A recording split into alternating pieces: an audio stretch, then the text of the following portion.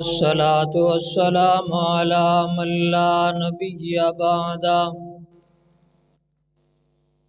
أما بعد فأعوذ بالله من الشيطان الرجيم.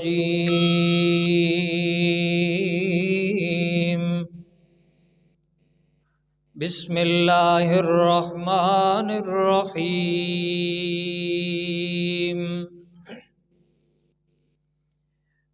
واذكر في الكتاب مريم إذ انتبذت من أهلها مكانا شرقيا فاتخذت من دونهم حجابا فأرسلنا إليها روحنا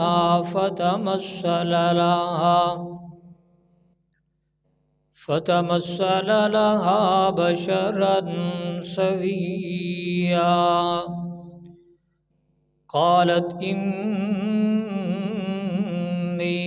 أعوذ بالرحمن منك إن كنت تقيا. قال إنما أنا رسول ربك لأهب لك غلاما زكيا. سبحان ربك رب العزة عما يصفون وسلام على المرسلين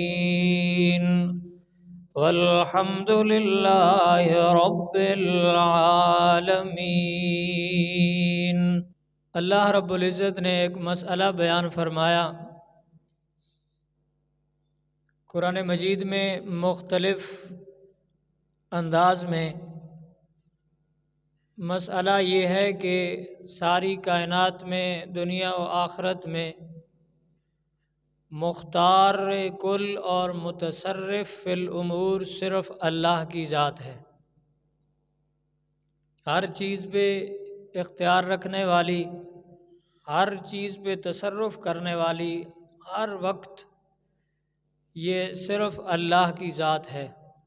اللہ کے علاوہ کوئی اور متصرف فی الامور یعنی کاموں میں تصرف کرنے والا اور مختار کل ہر چیز میں اختیار رکھنے والا اور کوئی نہیں، صرف ایک اللہ ہے. اس مسئلے پر پھر اللہ نے دو قسم کے دلائل دیے یا دو طریقہ کار اختیار کیے. ایک تو اللہ نے اپنی مخلوق اور اپنی بنائی ہوئی کائنات کی بڑی بڑی چیزوں کو ذکر کر کے اللہ رب العزت نے فرمایا کہ یہ زمین و آسمان کو بنانے والا میں اللہ ہوں، سورج کو بنانے والا، اس کو مسخر کرنے والا میں اللہ ہوں، اور یہ چاند اس کو پیدا کرنے والا، اس کو ایک محدود رفتار میں چلانے والا، اس کا کمی زیادتی کرنے والا، یہ سب کچھ کرنے والا میں ہوں. تو اس سے سمجھو کہ باقی کائنات کے بھی تمام کے تمام چھوٹے بڑے کام کرنے والا میں اللہ ہوں اور ہر ایک چیز پر اختیار رکھنے والا میں اللہ ہوں. ایک انداز یہ ہے کہ کائنات میں بڑی بڑی چیزوں کا ذکر کر کے زمین، آسمان، پہاڑ اور کبھی خود انسان کی پیدائش کا بھی ذکر کر کے اور کبھی اپنی عجیب عجیب مخلوق کا تذکرہ کر کے اللہ رب العزت نے یہ مسئلہ سمجھایا کہ جب ان ساری چیزوں کو پیدا کرنے والا اور ان کے رزق کے بندوبست کرنے والا میں اللہ ہوں، تو پھر یہ سمجھو کہ ہر ایک چیز پر اختیار رکھنے والا اور ہر ایک کام میں تصرف کرنے والا بھی میں اللہ ہوں. اور دوسرا طریقہ کار یہ اپنایا اللہ رب العزت نے کہ جہاں بھی کسی دور میں آنے والے انسان و جن کو شبہ پیدا ہوتا تھا کسی بزرگ سے یا کسی نبی ولی سے، کسی جن سے، کسی درخت سے، جس جگہ سے بھی، جس گھر سے بھی کسی انسان کو شبہ شک پڑ سکتا تھا، اللہ رب العزت نے اس نبی کا، اس ولی کا، اس جگہ کا اور ان ساری چیزوں کا تذکرہ کر کے فرمایا کہ ان کو بھی پیدا کرنے والا میں اللہ ہوں، اور یہ بھی پل پل میں میرے محتاج ہے، اور جو خود پیدائش میں کسی کا محتاج ہو یا پیدا ہونے کے بعد ہر پل کسی ذات کا محتاج ہو، وہ مختار کل اور متصرف فی الامور نہیں ہوا کرتا۔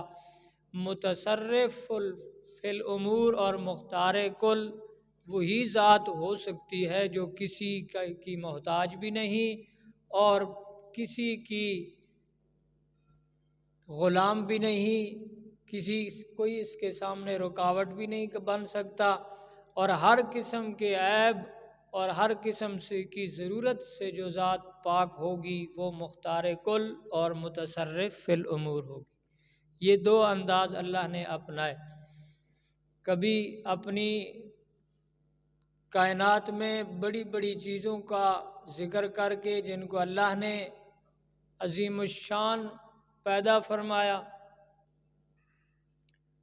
اس انداز میں اللہ نے سمجھایا، اور کبھی اس انداز میں کہ بزرگ اور انبیاء اولیاء ان کی پیدائش اور ان کے محتاجیاں، ان کی ضرورتوں کا ذکر کر کے، ان کی مجبوریوں کا ذکر کر کے اللہ رب العزت نے یہ بتایا کہ جب یہ مخلوق جس کو ضرورتیں لاحق ہوتی ہیں، جس کو مجبوریاں ہوتی ہیں، جس کو محتاجیاں ہوتی ہیں، وہ مخلوق کوئی بھی ہو وہ مختار کل اور متصرف فی الامور نہیں بن سکتی، کیونکہ جو خود محتاج ہوتا ہے وہ کسی کی محتاجیاں دور نہیں کر سکتا۔ یہاں اللہ رب العزت نے 16ویں پارے میں سورہ مریم میں تذکرہ فرمایا حضرت مریم علیہ السلام کا۔ ان کا تذکرہ تیسرے پارے میں بھی گزر چکا ہے، وہاں بھی اللہ رب العزت نے ان کی کمزوریوں کا ذکر فرمایا۔ کمزوریوں کا مطلب یہ ہے کہ جو انسان کی لوازمات میں سے ہیں۔ ایک کمزوری ہوتی ہے، کمزوری کا لفظ مختلف معنی پر بولا جاتا ہے۔ ایک کمزوری ہوتی ہے جسے گناہ کہتے ہیں، بس یہ کمزوری ہو گئی، یہ کام ہو گیا، ایک یہ کمزوری ہوتی ہے۔ ایک کمزوری ہوتی ہے ویسے طاقت کے مقابلے میں، صحت کے مقابلے میں، اور ایک کمزوری ہوتی ہے اللہ اور مخلوق کے درمیان، یعنی اللہ شاہ زور ہے، مخلوق کمزور ہے۔ وہ نبی بھی ہو تب بھی کمزور ہے، وہ ولی ہو تب بھی کمزور ہے، چھوٹا بڑا عالم جاہل جو بھی ہو وہ کمزور ہے۔ یعنی اس کا مطلب یہ ہے کہ انسان کی فطرت میں، انسان کی پیدائش ہی ایسی ہے کہ جو کمزور ہے۔ مثال کے طور پر سو جانا یہ کمزوری ہے۔ معبود مختار کل نیند سے پاک ہوتا ہے، جو ہر کسی کی حاجتیں اور ضرورتیں پوری کرتا ہے اسے نیند نہیں آتی۔ اسی طرح کھانے کی طلب ہونا، بھوک لگنا، یہ اب بظاہر کوئی جرم نہیں، لیکن اللہ کی بنسبت مخلوق میں یہ کمزوری ہے۔ خالق کو بھوک کی حاجت نہیں ہوتی، کھانے کی طلب نہیں ہوتی، بھوک نہیں لگتی۔ خالق ان چیزوں سے پاک ہے، معبود ان چیزوں سے پاک ہوا کرتا ہے۔ اسی طرح بیمار ہو جانا یہ بھی کمزوری ہے، بھول جانا یہ بھی کمزوری ہے۔ اب اگر مخلوق جو انسان ہیں انہی میں صرف لے لیں، انبیاء یا اولیاء، کئی واقعات ہیں۔ نبی علیہ السلام کا خود ایک واقعہ ہے کہ نماز پڑھاتے وقت بھول گئے، حضرت نبی علیہ السلام بھول گئے، اور اسی طرح انسان یا کوئی بھی مخلوق ہے اس سے کسی چیز کا غائب ہونا یہ بھی کمزوری ہے۔ ہمارے سامنے یہاں جہاں تک نظر ہے بس یہ ہمارے سامنے ہے، جہاں نظر نہیں ہمیں نہیں پتہ کہ کسی جگہ پر کسی انسان پر ظلم ہو رہا ہے یا نہیں ہو رہا، ہماری نظر سے اوجھل ہے، ہمیں نہیں نظر آ رہا، لیکن معبود اسے کہتے ہیں جسے ذرہ ذرہ کائنات کا نظر آ رہا ہوتا ہے، اسے ہر پل کی خبر ہوتی ہے کہ کہاں کوئی ظالم بستا ہے اور کہاں کوئی مظلوم بستا ہے، کہاں کوئی بیمار ہے کہاں کوئی صحت مند ہے۔ یہ کمزوری مراد ہے۔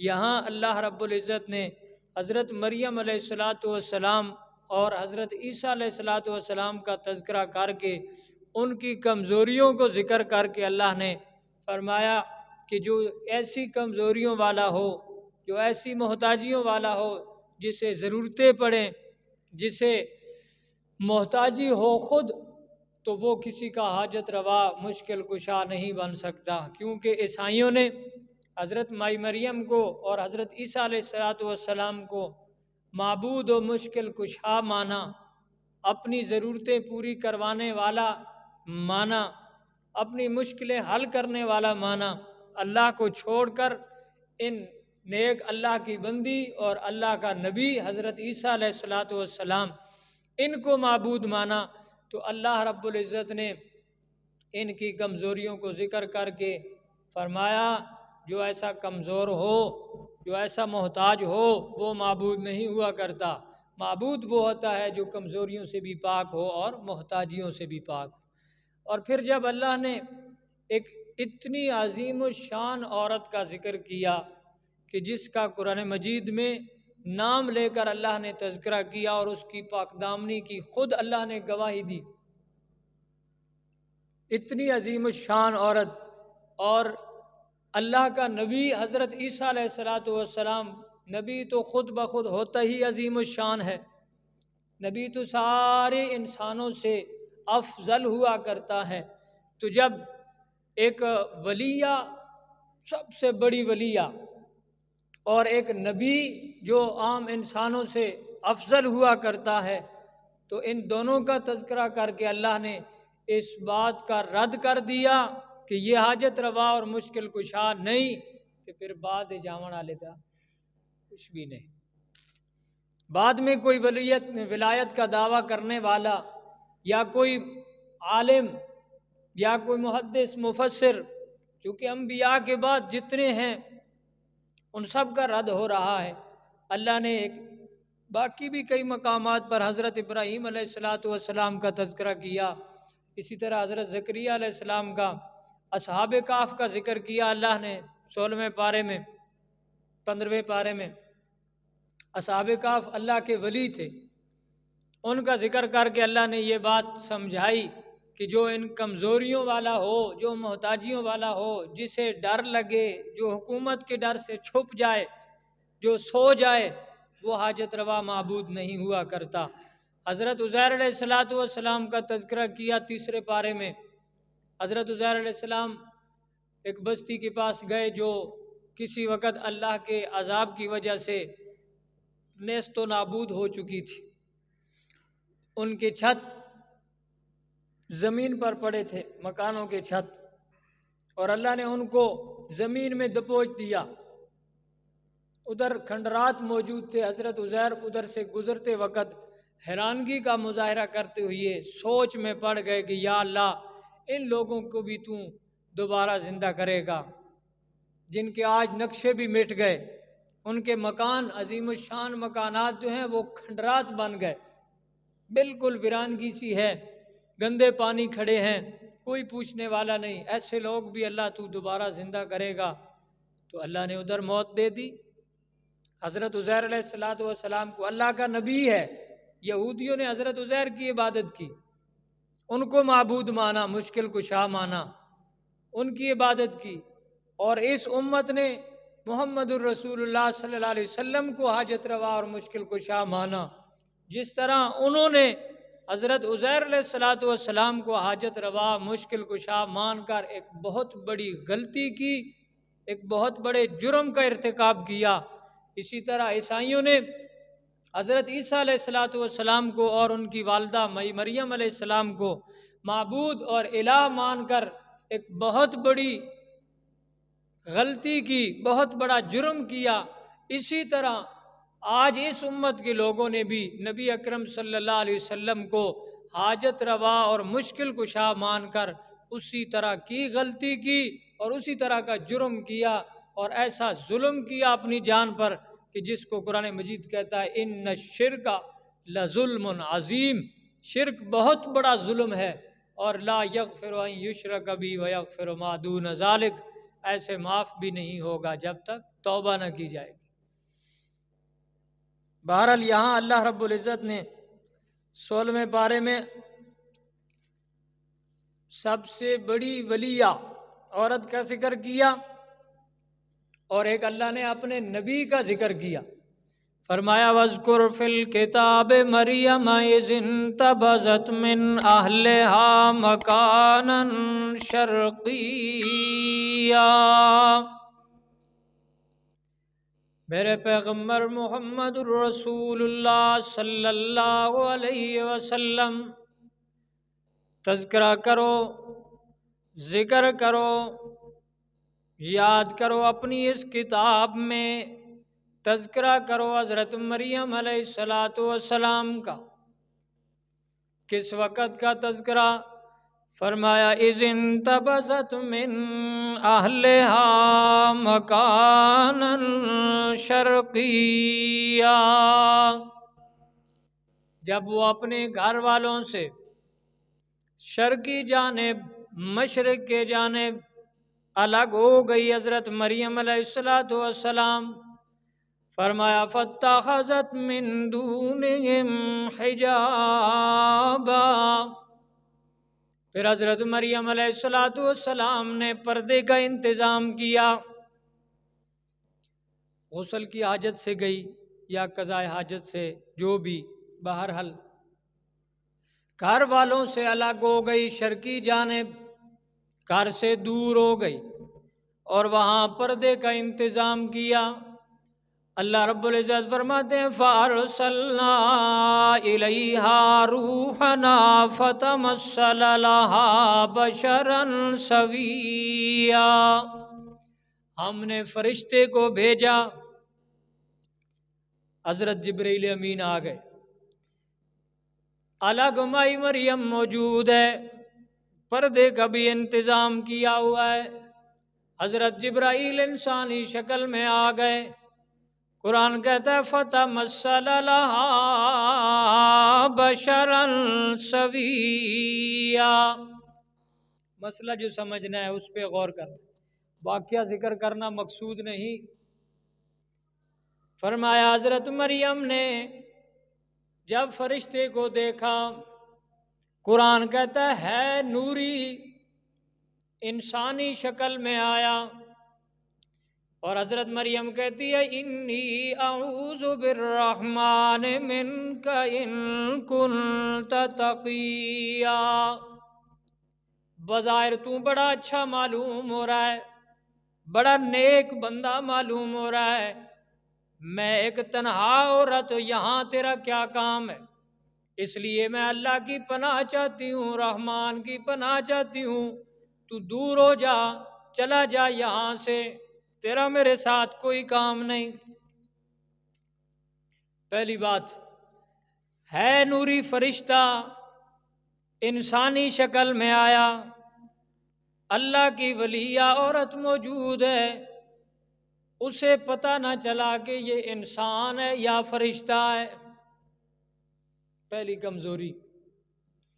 اللہ کی ولیہ ہے، نیک بندی ہے، سامنے فرشتہ انسانی شکل میں موجود ہے، کہتی ہے تو متقی پرہیزگار بندہ ہے، چلا جا میری تنہائی میں، تیرا یہاں کیا کام ہے؟ یعنی مائی مریم کو نہیں پتا چلا کہ یہ فرشتہ ہے یا انسان ہے۔ اللہ بتانا یہ چاہتا ہے جسے اپنے سامنے کے کھڑے ہوئے ایک بندے کا، ایک فرشتے کا نہیں پتا، اس میں فرق نہیں کر سکتا، جس کے سامنے اتنا پردہ ہے کہ اسے پتہ نہیں چلتا کہ یہ فرشتہ ہے یا انسان ہے، وہ کسی کا حاجت روا اور معبود نہیں ہو سکتا۔ پہلی کمزوری۔ آگے فرمایا انما انا رسول ربک لأہب لک غلاما زکیا۔ حضرت جبرائیل امین کہنے لگے میں اللہ کی طرف سے، تیرے رب کی طرف سے ایک قاصد آیا ہوں، پیغام لے کر آیا ہوں، میں نے پیغام دینا ہے اللہ کی طرف سے۔ پیغام کیا ہے؟ لِأَهَبَ لَكِ غُلَامًا زَكِيًّا، تجھے اللہ میرے واسطے سے ایک پاکیزہ بچہ دے گا۔ مجھے اللہ نے اس لیے بھیجا ہے، میں پھونک ماروں گا اللہ بیٹا دے گا۔ قالت انا یکون لی غلام ولم یمسسنی بشر۔ حضرت مئی مریم کہنے لگی میرا بچہ کیسے ہوگا، میرا بچہ کیسے ہوگا، حالانکہ میں کوئی بدکار عورت بھی نہیں، نہ میں نے کوئی بدکاری کی ہے، اور میرا آج تک کسی سے نکاح بھی نہیں ہوا۔ دو وجہ سے اولاد ہوتی ہے، یا تو شادی شدہ ہو عورت تب اولاد ہوتی ہے، یا زناکار اور بدکارہ ہو، اور میرے اندر یہ دونوں چیزیں نہیں ہیں، میرا بچہ کیسے ہوگا؟ دوسری کمزوری قرآن ذکر کرنے لگا ہے۔ اللہ نے مسئلہ سمجھایا، جس مخلوق کو اسباب کی ضرورت پڑے، حضرت مریم نے اسباب ذکر کیے نا، میرا نکاح بھی نہیں اور میں بدکارہ بھی نہیں، اللہ بتانا یہ چاہتے ہیں جسے اسباب کی ضرورت پڑے، جو اسباب کی خود محتاج ہو، وہ باقی کائنات کے لیے حاجت روا اور الہ نہیں ہو سکتی۔ الہ اور حاجت روا وہ ہوتا ہے جو اسباب کا محتاج نہیں ہے۔ قال کذالک، واہ میرا اللہ، حضرت جبرائیل امین کہنے لگے اسی طرح ہوگا۔ یعنی کس طرح ہوگا؟ تو نے آج کر بدکاری بھی نہیں کی اور تیرا نکاح بھی نہیں ہوا کسی سے، ان دونوں اسباب کے نہ ہونے کے باوجود اللہ تجھے بغیر اسباب کے بیٹا دے گا۔ اسے کہتے ہیں الہ۔ حضرت مریم کا قرآن کا انداز کہتا ہے، حضرت مریم کا دل نہیں کرتا، انداز یہ بتاتا ہے، آگے بھی بتائے گا، آگے بھی ایک مقام پر اللہ رب العزت نے تسلی دی۔ حضرت مریم کو جب بچہ ہو گیا تو پریشان ہوئی کہ گھر جا کر کیا جواب دوں گی، یعنی قرآن کا انداز بتاتا ہے حضرت مریم کا مزاج نہیں تھا، حضرت مریم کا دل بھی نہیں تھا کہ اولاد ہو، لیکن میرے اللہ نے زور ہی زور بچہ دلوایا۔ جو مجبور ہو جائے وہ حاجت روا نہیں ہوتا، مسئلہ سمجھا؟ جو مجبور ہو گئے، حضرت مریم مجبور ہو گئی، اللہ نے زور ہی زور بیٹا دلوا دیا۔ اللہ بتانا یہ چاہتا ہے جو مجبور ہو جاتا ہے، جو کسی کا محتاج ہو جاتا ہے، تو وہ خود مختار کل اور متصرف فی الامور نہیں ہوا کرتا، مختار کل اور متصرف وہ ہوتا ہے جو کسی سے مجبور نہیں ہوتا۔ فرمایا قال کذالک قال ربک هو علی ہین، اسی طرح ہوگا اور یہ کرنا اللہ کہتا ہے میرے اوپر کوئی مشکل نہیں ہے، اللہ کہتا ہے یہ کام کرنا میرے اوپر کوئی مشکل نہیں۔ فرمایا وَلِنَجْعَلَهُ آیَةً لِلنَّاسِ وَرَحْمَةً مِنَّا، میں اللہ اس لیے کر رہا ہوں کہ میں بعد میں آنے والوں کے لیے ایک نشانی بنا دوں، بعد میں آنے والوں کے لیے ایک میں اللہ اپنی قدرت کے کاملہ کی نشانی بنا دوں اور میں بتا دوں لوگوں کو۔ مختلف اس کے معنی کیے گئے، معجزہ بھی، نشانی بھی، لیکن سیاق و سباق کے اعتبار سے یہ معنی ہوتا ہے، اللہ کہتا ہے میں بعد میں آنے والوں کو یہ بتانا چاہتا ہوں کہ جو خود مجبور ہو، خود جو جس کی پیدائش میں بھی مجبور ہے۔ حضرت عیسیٰ علیہ السلام کی پیدائش کا تذکرہ ہو رہا ہے اور ان کی والدہ کا ہو رہا ہے۔ اللہ بتانا یہ چاہتا ہے کہ وَلِنَجْعَلَهُ آیَةً لِلنَّاسِ، ایک تو میں لوگوں کے لیے یہ نشانی بنانا چاہتا ہوں جو پل پل میں اللہ کا محتاج ہو۔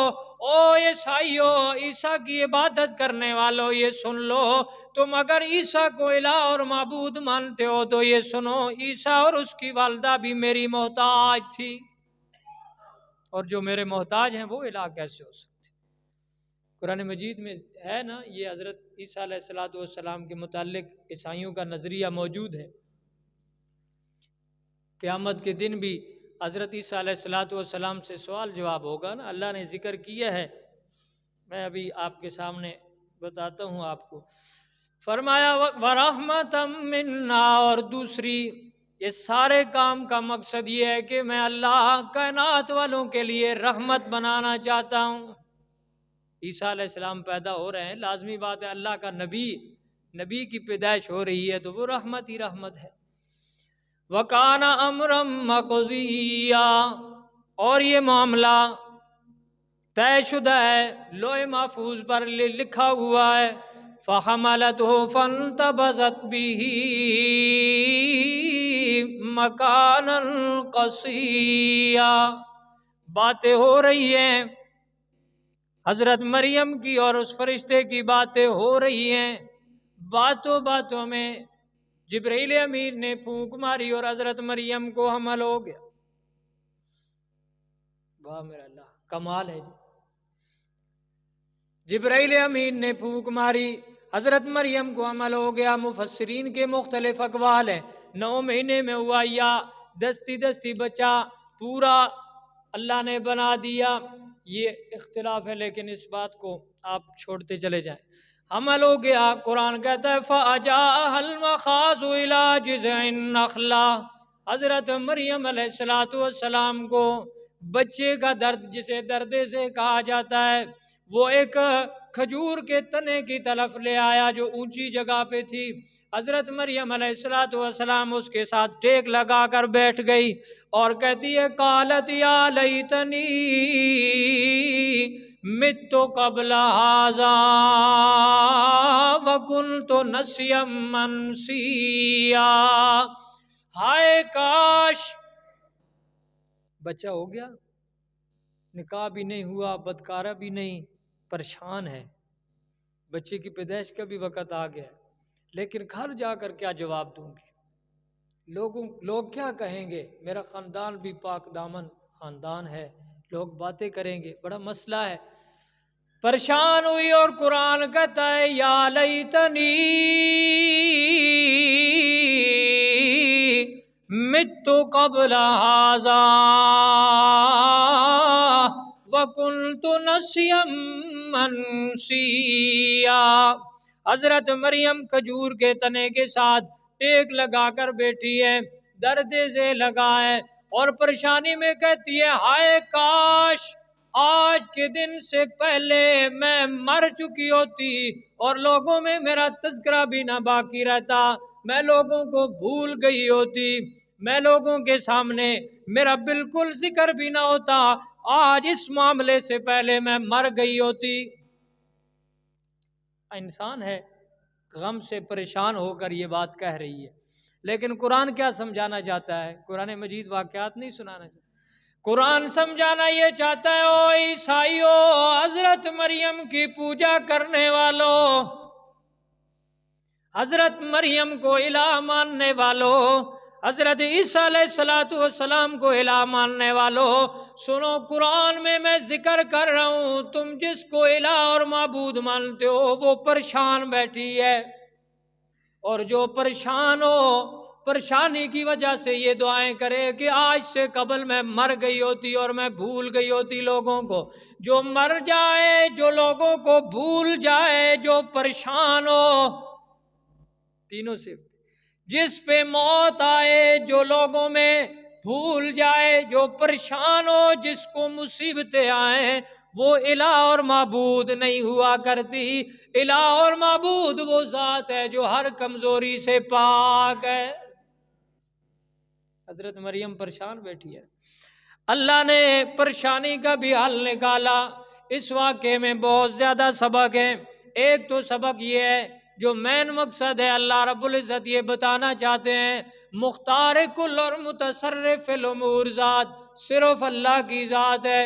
اور اس کے علاوہ یہ بھی سبق موجود ہے، جب اللہ اپنے کسی قریبی اور محبوب اور مقبول بندے پہ امتحان لے آتا ہے تو اس کی حل بھی اللہ خود نکالا کرتا ہے۔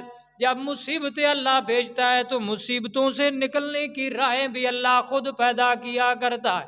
یہاں اللہ رب العزت نے فرمایا، جب حضرت مریم پریشان ہوئی تو فرشتے نے آواز لگائی۔ اونچی جگہ پر حضرت مریم بیٹھی تھی، نیچے سے کھڑے ہو کر فرشتے نے آواز لگائی اور کہتا ہے فناداہا من تحتہا، نیچے سے آواز لگائی فرشتے نے، اللہ تحزنی،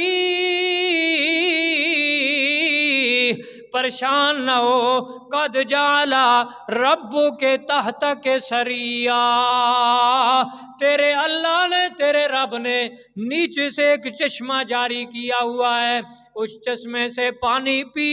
وَهُزِّي إِلَيْكِ بِجِذْعِ النَّخْلَةِ، اس کھجور کو اپنی طرف ہلا اور اس سے اس کے اوپر سے پھل گرے گا، وہ پھل کھا اور پانی پی اور اپنے بچے کو دیکھ کر خوش ہوتی چلی جا، اپنے آنکھیں ٹھنڈی کرتی چلی جا۔ پریشانی کا حل بھی نکل آیا، کھجوریں کھائی، پانی پیا، بچے کی پیدائش ہو گئی۔ بچے کی پیدائش جو ہوئی تو اب اگلی پریشانی یہ ہے کہ میں گھر جا کر کیا کہوں گی، خاندان والوں کو کیا کہوں گی۔ اللہ نے وہ بھی حل نکالا۔ اگر تو اپنے محلے میں جائے، گھر میں جائے، کوئی بندہ تجھ سے سوال کرے بچے کی پیدائش کے بارے میں، تو پھر تو نے اشارہ کر دینا ہے اور اشارے سے تو نے کہنا ہے انی نذرت للرحمن صوما، میں نے اللہ یعنی رحمان کی نظر مانی ہونی ہے کہ میں نے روزہ رکھا ہوا ہے چپ کا۔ اس شریعت میں جس طرح کھانے پینے اور جماع وغیرہ سے روزے ٹوٹ جاتا تھا نا، اسی طرح بولنے سے بھی روزہ ٹوٹ جاتا تھا۔ اور بعض مفسرین نے لکھا ہے کہ خاموشی کا ایک مستقل روزہ رکھا جاتا تھا کہ آج بس میں نے روزہ اللہ کے نام پہ روزہ رکھا ہے، خاموش، کوئی کسی سے بات نہیں کرنی۔ تو حضرت مریم کو بھی اللہ نے فرمایا کہ کوئی پوچھے بچے کے بارے میں تو اشارہ کر، سمجھ ویسی بندہ بے میں نظر مانی ہوئی ہے، انی نذرت للرحمن صوما فلن اکلم اليوم انسیا، میں آج کے دن بھول کر بھی کسی سے بات نہیں کروں گی۔ فاتت بھی قومہا تحملو، بچے کو اٹھا کے لے آئی قوم والوں کے پاس۔ قرآن کہتا ہے جب آئی قوم کے پاس، اپنے محلے میں آئی، اپنے گھر میں آئی حضرت مریم واپس، تو سارے کہنے لگے یا مریم لقد جئت شیئا فریا، یہ تو بڑا عجیب کام تو نے کیا ہے۔ یا اخت ہارون ما کان ابوک امرأ سوء وما کانت امک بغیا، او ہارون کی بہن، تیرا بھائی بھی ایسا نہیں تھا، تیرا باپ بھی ایسا نہیں، تیری ماں بھی ایسی نہیں تھی، یعنی ایسے بدکار لوگ نہیں تھے، وہ تو پاک دامن اور پاکیزہ گھرانے کے لوگ تھے، اور تو نے کیا کیا ہے، بچہ کدھر سے آ گیا۔ اتنی بات تو کسی کو پتہ نہیں تھی کہ یہ ساری کاروائی اللہ نے کروائی ہے۔ انسان تو سامنے کا مکلف ہوتا ہے، بس جو دیکھا اسی کو دوڑا دیا۔ بچہ آ گیا، تیری شادی بھی نہیں ہوئی، شادی بھی تیری نہیں، تیرا گھرانہ بھی اتنا پاکیزہ گھرانہ ہے، تیرا بھائی بھی بڑا نیک، تیرا باپ بھی بڑا نیک، اور تیری ماں بھی بڑی نیک ہے، اور یہ کیا کیا تو نے؟ فاشارت الیہ، حضرت مریم نے اشارہ کیا اس بچے کی طرف، خود بولی نہیں، اشارہ کیا بچے کی طرف کہ بچے سے پوچھو یہ کام کیسے ہو گیا۔ اور پھر قوم والے کہنے لگے کیف نکلم من کان فی المہد صبیا، ایک تو نے الٹا کام کیا ہے، دوسرا مذاق کرتی ہے کہ بچے سے پوچھو کیف نکلم من کان فی المہد صبیا، گود میں سوئے ہوئے بچوں نے کب کلام کیا ہے، یہ ہمیں کیسے بتائے گا؟ یہ باتیں ہو رہی تھی۔ قرآن کہتا ہے حضرت عیسیٰ علیہ السلام جو گود میں پڑے تھے، حضرت مریم کا بیٹا بول کر کہنے لگے انی عبد اللہ، انی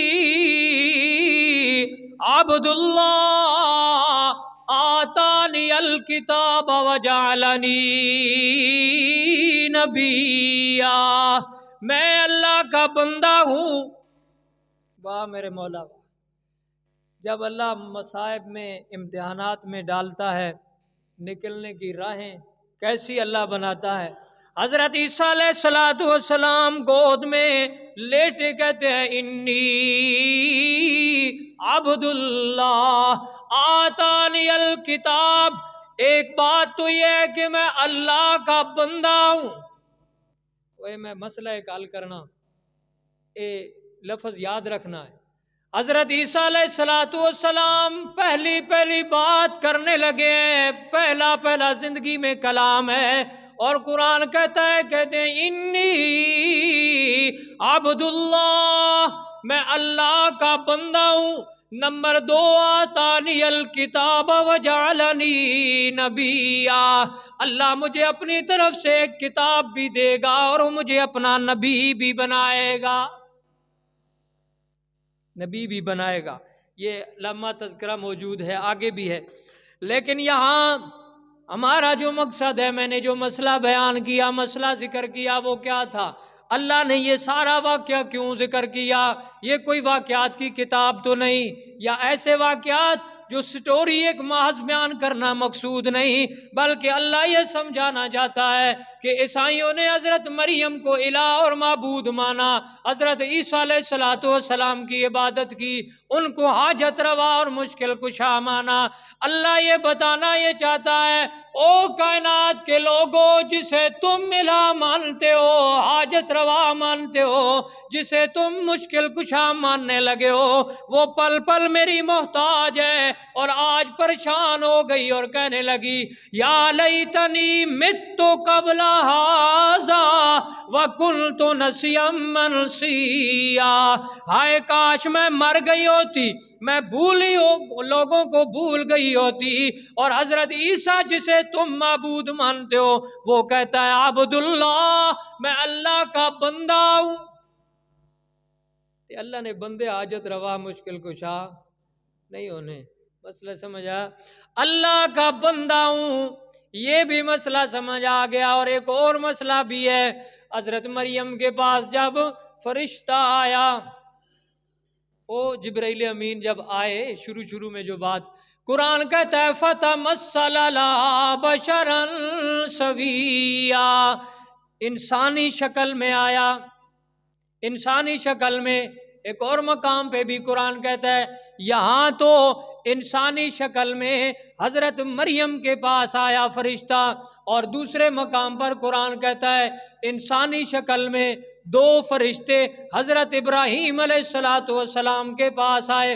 او جب قوم لوط کو عذاب دینا تھا، جاتے جاتے رستے میں حضرت ابراہیم علیہ السلام سے ملاقات کے لیے گئے، ان کو بھی بیٹے کی خوشخبری سنانی تھی۔ حضرت لوط حضرت ابراہیم کے بھتیجے تھے، چاچا بھتیجا 2 نبی ہے، بھتیجے تھے نا۔ حضرت لوط علیہ السلام کی بستی بالکل بغاوت میں حد کراس کر چکی تھی، ان کو عذاب دینا تھا اور حضرت ابراہیم کو خوشخبری دینی تھی بیٹے کی۔ پہلے حضرت ابراہیم کے پاس گئے، قرآن مجید نے مسئلہ یہ سمجھایا۔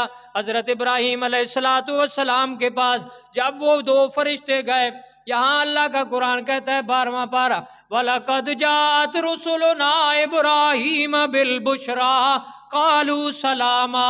2 फरिश्ते आ गए हजरत इब्राहीम के पास खुशखबरी सुनाने के लिए, सलाम किया, इंसानी शक्ल में आए, आते ही सलाम किया।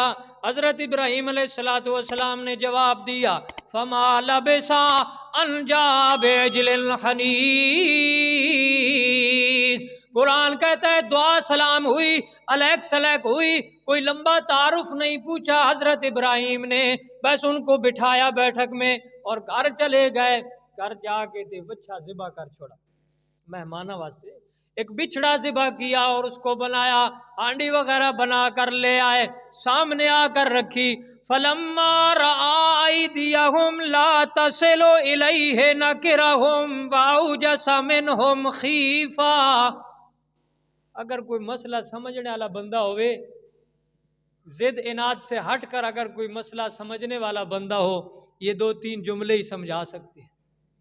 हजरत इब्राहीम ने देखा ये फरिश्ते न थे उस वक्त उन्होंने समझा था कि 2 इंसान हैं, मेरे मेहमान हैं।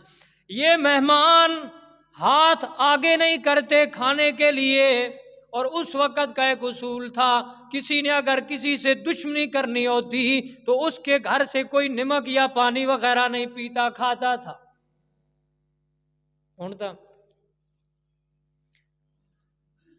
हुण इंजे वजह थे खाओ ते मूत्रो, दुनिया लफ्ज़ सादे लफ्ज़ जी नहीं, जहां खाते हैं उधर ही बगावत करते हैं। अब तो ये मुसलमान, लेकिन उस वक़्त के काफिर का भी ये दस्तूर था, जिससे दुश्मनी करनी होती उसके घर का नमक ना खाते या पानी नहीं पीते थे। हजरत इब्राहीम ने जब देखा ये खाना नहीं खा रहा है, कुरान कहता है, खुदा की कसम कुरान इस बात पे गवाह है, फरमाया औजस मिनहुम खीफा। हजरत इब्राहीम के दिल में खौफ पैदा हो गया, डर गए। हजरत इब्राहीम डर गए, कोई लफ्ज याद रखो, हजरत इब्राहीम डर गए। जलीलुल कदर नबी है, जद्दुल अंबिया है, नबी अकरम सल्लल्लाहु अलैहि वसल्लम भी उन्हीं की औलाद में से हैं। कुरान कहता है हजरत इब्राहीम डर गए, ते जेड़ा डर वंजे वो हाजत रवा मुश्किल कुशा। तुसा नहीं समझ आना, मैं जिंदगी गल वैसी। हजरत इब्राहीम डर गए, अल्लाह दा नबी डर गया। कुरान आदा है ते जेड़ा डर वंजे वो हाजत रवा ते मुश्किल कुशा नहीं आंदा। जिसनों इतना ना पता चले जो इंसान है या फरिश्ता है, अपना खाना तैयार करके ले आवे। कुरान कहता है जिसे सामने का नहीं पता चलता, सामने फेस टू फेस मुलाकात हुई है कि ये इंसान है या फरिश्ते हैं, इन्होंने खाना भी है या नहीं खाना, जिस नबी को सामने का नहीं पता चलता, तेरे वली इत्थे बह के किवें दस देंदे। तुसी ताने हो हिसाब कराओ, मोबाइल गुम गया तेरा हिसाबी दसे भाई कित्थे पिया। ये मुसलमानों ने तरीकाकार नहीं। आप तो कहते हैं बाबा वली के हाथ और तली पे सारा जहान होता है, उसे पता होता है फलां क्या कर रहा है, फलां क्या कर रहा है। मौलवी ने कहानी पढ़ाई, यहाँ कोई दुरूद पढ़े, नबी सुनता है, नबी उसका नाम भी जानता है, उसके बाप को भी जानता है, उसके घर को भी जानता है। यहाँ तो अल्लाह का नबी है इब्राहीम खलीलुल्लाह और सामने फरिश्ते। कुरान कहता है सामने का नहीं पता चला, मियाँ पाकिस्तान का क्या पता चलता है नबी को। और ये कोई तौहीन भी नहीं, ये कमजोरी है और मखलूक में कमजोरी लाजिम है। ये कमजोरियों से पाक ज़ात कौन है? पूछा कोई अल्लाह मनने वालो, कमजोरियों से पाक कौन है? और जो कमजोरी वाला हो, जो मोहताज हो, जिससे कोई चीज छुप जाए, वो हाजत रवा और मुश्किल कुशा नहीं हुआ करता। हाजत रवा और मुश्किल कुशा वो होता है जो हर कमजोरी से पाक है, जिसके सामने कायनात का जर्रा जर्रा मौजूद है। और दूसरा मसला क्या है? दूसरा मसला क्या है?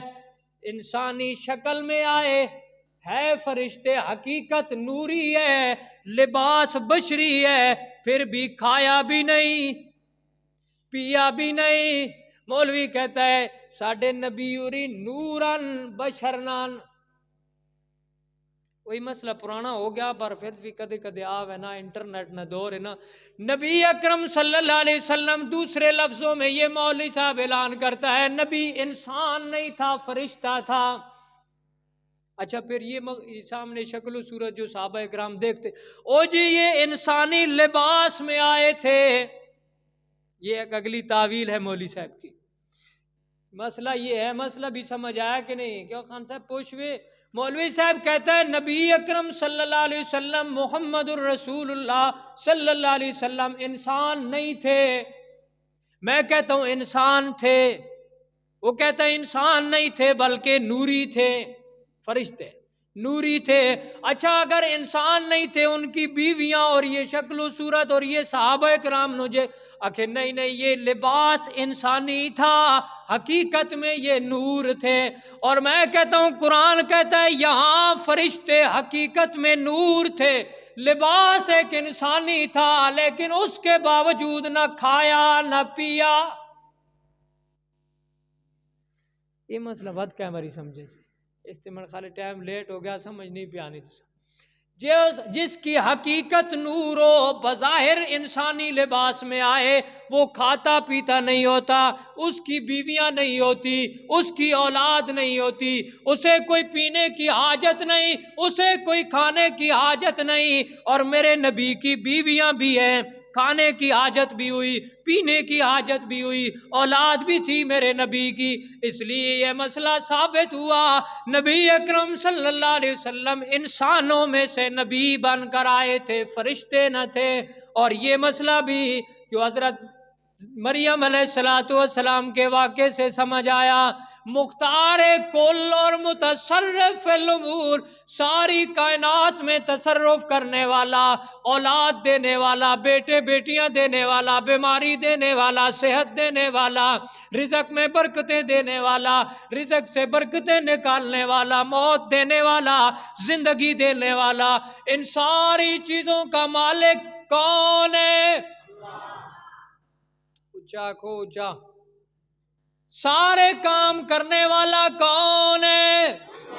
بیٹے بیٹیاں دینے والا کون ہے؟ صحت دینے والا بھی اللہ، بیماری دینے والا بھی اللہ۔ اگر اللہ نہ دے ملا کے تویز سے اولاد، اونچا بولو، میں ڈا کاروبار ہی کوئی نہیں، تھوڑا کاروبار ہے تو تسی نہ بولو، ہمارا میاں کاروبار نہیں ہے۔ اللہ اگر اولاد نہ دے، کسی سے قلم کی لکیروں سے اولاد نہیں ہوا کرتی۔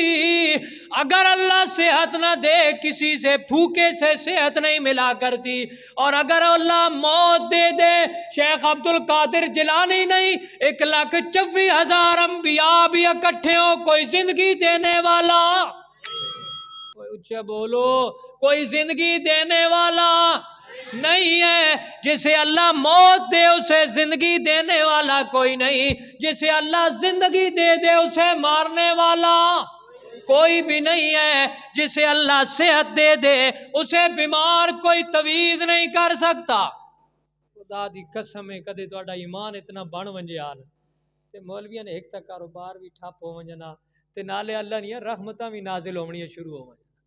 یہ اللہ کی رحمتیں کیوں نہیں نازل ہوتی؟ قرآن کہتا ہے لَوْ أَنَّ أَهْلَ الْقُرَىٰ آمَنُوا وَاتَّقَوْا، اگر بستی والے صحیح مومن بن جائیں اور متقی پرہیزگار بن جائیں، لَفَتَحْنَا عَلَيْهِمْ بَرَكَاتٍ مِّنَ السَّمَاءِ، ہم آسمان کی برکتیں بھی کھول دیں، زمین کی برکتیں بھی کھول دیں۔ مسئلہ ہمارے اعمال کا ہے اور اعمال سے بھی دور اندر کھڑا ہوا ہے یہ مسئلہ اندر، آج تک یہ حل نہیں ہوتا۔ کبھی ادھر بھاگتا ہے شادی کے لیے، ادھر سے تویز لیا، اولاد کے لیے ادھر سے لیا۔ اور آپ تجربہ کر لیں کم از کم 70% تویز دینے والوں کی اپنی اولاد نہیں ہوتی، خود اپنی اولاد نہیں ہوتی، خود اپنے گھروں میں جھگڑے ہوتے ہیں، اپنے گھروں میں فساد ہوتے ہیں۔ تو کدی تویز فوجی صاحب اتنا ہی کمال نہ ہے تو میری زندگی 7-8 سال تک کم از کم اتنی دیواڑا ہو گئی، تویزہ نہیں مخالفت کرنا، ماں کوئی نہ مار دے۔ کسی کا تویز اگر اتنا ہی چلتا ہوتا تو عمران خان اور نواز شریف نے خواہ مخواہ لڑنا ہی تھا۔ پیسہ پاکستان میں گم ہو گیا، نہیں مل رہا میاں، آپ تو نگ میں پیسہ تلاش کر لیتے ہیں کہ او استاد جی نگ دیو جس بہت پیسے آویں، او ای نگ ایک عمران خان پوا دیو تے ایک جناب زرداری پوا دو، نواز شریف نہ انہاں روڑا پایا وا بھائی ان کھا گئے سارا ہی کھا گئے، ادھے پیسے اس کو لا ونجن ادھے اس کو لا ونجن۔ اس لیے مسئلہ یہ ثابت ہوا میاں سب جھوٹ اور فراڈ ہے، سب یہ دوزخ بھرنے کے کام ہے۔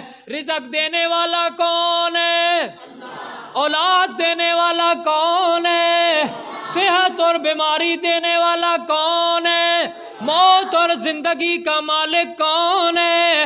اللہ اگر نہ دے حضرت زکریا 90 سال روتا رہے نہیں کچھ ہو سکتا، اور اللہ دینے پہ آئے تو بڑھاپے کی عمر میں زکریا کو بیٹا دے دیتا ہے، کوئی منع کرنے والا نہیں ہے۔ اللہ اگر لینے پہ آئے اپنے آخری نبی کے بچے اللہ فوت کر دے، وہ نبی اکرم صلی اللہ علیہ وسلم نے بچے کوئی جوان تک کوئی نہیں ہے کہ اے بچے جوان نہیں ہیں، بچپن میں ہی مر گئے ہیں، کوئی پوچھنے والا تسی جانو شیخ عبد القادر جیلانی اکھے روح والے تھیلے ہاتھ پایا کہ وہ سارے جناب روح واپس آ گئیں تے سارے لوگ زندہ ہو گئے۔ ایک مولوی صاحب بیان کر رہے تھے، ایک بوڑھی عورت آئی شیخ عبد القادر جیلانی صاحب کی عدالت میں، کہنے لگی میرا بیٹا فوت ہو گیا ہے، میرا بیٹا فوت ہو گیا ہے، یہ کیوں فوت ہو گیا ہے؟ شیخ صاحب نے حکم دیا اور زندہ ہو گیا۔ نانی نے ویڑا، شیخ صاحب نے حکم دیا میاں جس روح کو اللہ نکال رہتا ہے وہ اللہ پاک ادھر بند کر رہتا ہے، بس قیامت سے پہلے وہ روح واپس نہیں آتی، اور کسی کے حکم سے موت، زندگی کا مالک کون ہے؟ کسی اور کے حکم سے نہ موت آتی ہے اور نہ زندگی آتی ہے۔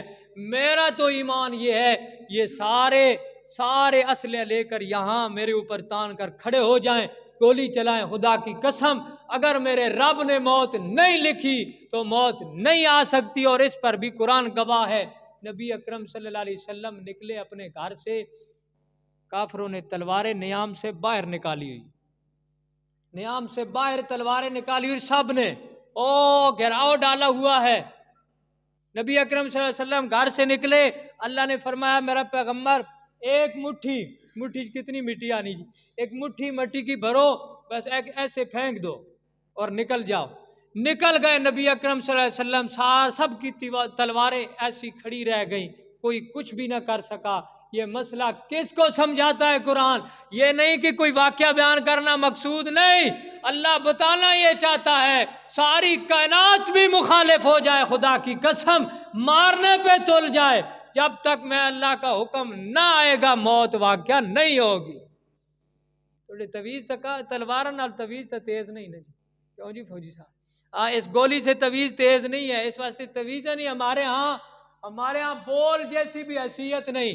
بول کا معنی بعد میں مجھ سے پوچھ لینا چونکہ یہ ریکارڈنگ ہو رہی ہے، بول جتنی بھی حیثیت نہیں میرے ہاں تویزوں کی۔